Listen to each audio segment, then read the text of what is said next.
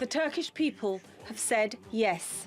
Yes to a new system of governance, yes to a new chapter in Turkey's history, and yes to their president. In a televised address, Recep Tayyip Erdogan described the result as historic. Bu anayasa değişikliği This constitutional change is not an ordinary change. This is different and this is significant. For the first time in the history of Turkey, people have decided such an important change by themselves, by the will of Turkish parliament and the nation. In the past, our constitutions and the administrative systems shaped by them have been determined during extraordinary periods, such as war or military coups. For the first time in the history of our republic, we have changed our administrative system through the hands of civil politics. Around 48.5 million voters faced a simple choice: evet or hayır. In other words, yes or no.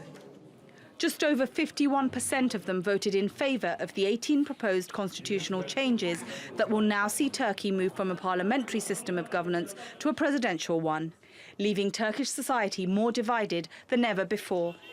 For many, it was a moment of joy.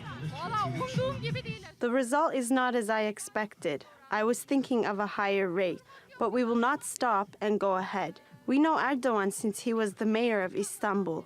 We're behind him. May God be with him. Today, we are very happy. This is a magnificent day. Today, Turkey has won.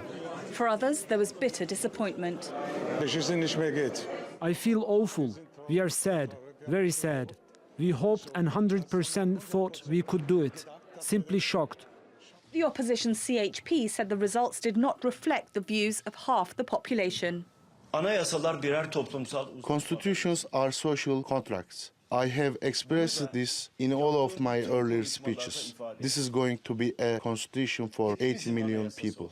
It does not belong to a family, a group, or a political party. This referendum has clearly shown that 50% of society said no to this change. Therefore, there cannot be a consensus on this constitution. Across the country, the results broadly reflected the popularity of President Erdogan and the AK Party. It was these people that have changed Turkey's political landscape forever. Shamim Chowdhury, TRT World.